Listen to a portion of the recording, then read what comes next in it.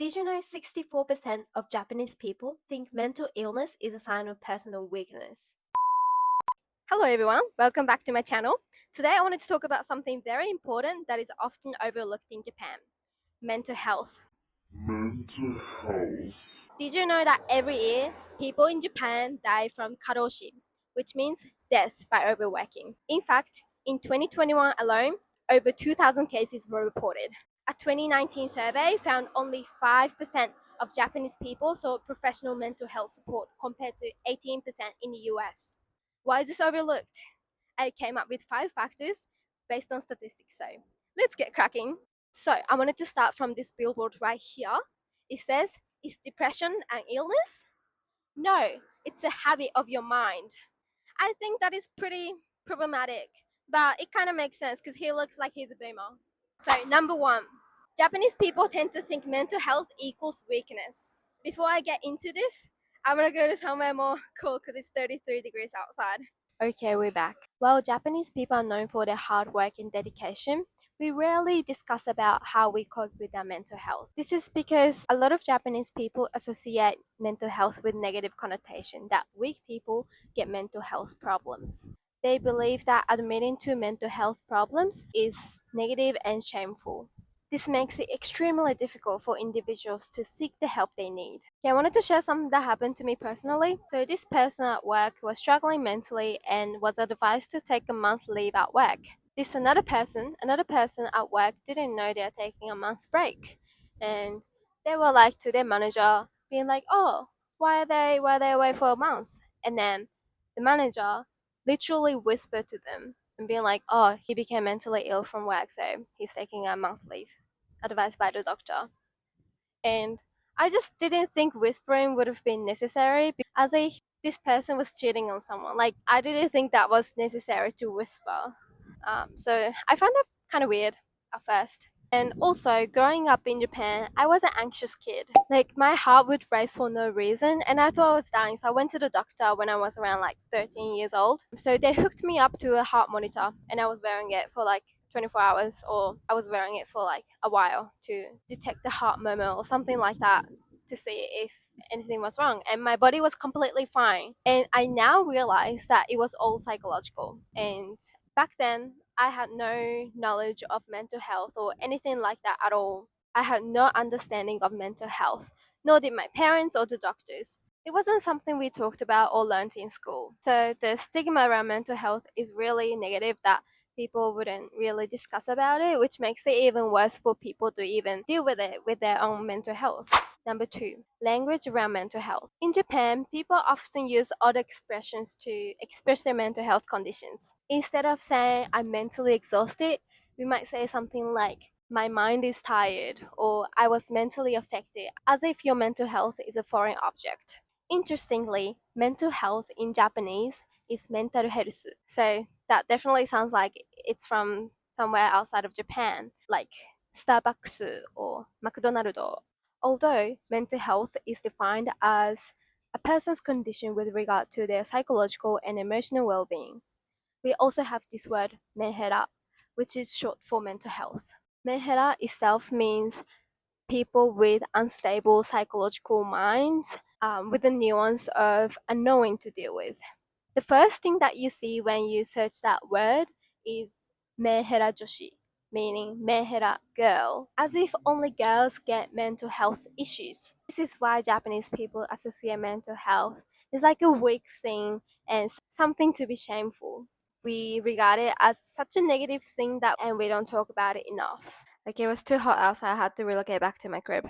Number three, generational differences. The concept of mental health varies greatly depending on the generations.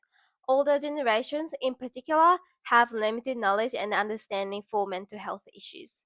And this can lead to misunderstanding and lack of support for young people who are struggling. I think this is a global thing that older generation have limited knowledge because of their generation, that it wasn't really a thing back then globally. But I think it might be a bit worse in Japan. I've met old people telling me young people are just weak because we didn't go through any hardships. Yes, no, we never went to the war or worked till we almost died, but bro, It is 2024. I think this is why generational curse exists due to denial of one's feeling or opinion. Anyways, obviously, if this is your supervisor, it makes it extremely difficult to admit that you actually need help and you tend to ignore some physical cues that you get from stress until you burn out and started having like a suicidal thought.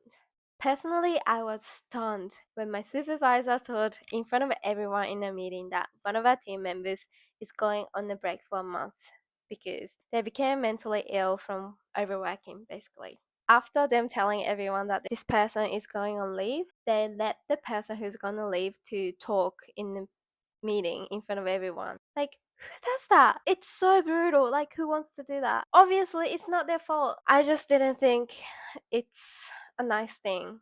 Despite the transparency, honestly. And same thing happened to my friend at work as well. I thought that's kind of brutal and lack in delicacy. Like, I doubt even millennials would do that, to be honest. I think some people are not really cautious of others when it comes to mental health in general, and I don't really vibe with it. I think people lack in the education of how to deal with mental health. And generational differences also exist in the lack of education. Because even my generation, I didn't go to high school in Japan, but I never learned about mental health. And that leads to the next factor.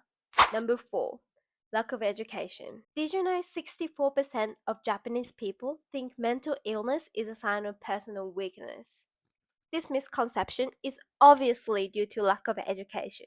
Less than 10% of Japanese schools provide mental health education. I never got it. Obviously, it wasn't a thing back then. It wasn't something we never talked about at all. And I only learned about it when I moved to Australia. In 2022, finally, mental health was included in the high school's textbooks in Japan, but teachers were so reluctant to teach about it because they never even got the education for it. They're not trying to teach either. That makes it extremely hard to promote the importance of mental health. The whole cycle makes it extremely difficult to promote the importance of mental health awareness. So we can see how problematic the whole system is. The government really needs to step in, but they're too busy creating the government official dating up to increase the birth rate or something. So yeah.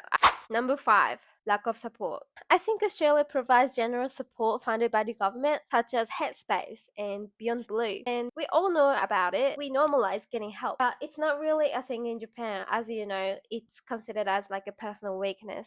We have a similar thing called Inochi no Denwa, which literally translates to call for life. It's not really the same at all because it's not really normalized and it doesn't provide enough help for people they need. There are only 5,800 people, but the amount of phone calls that they get in the year is 540,000 calls.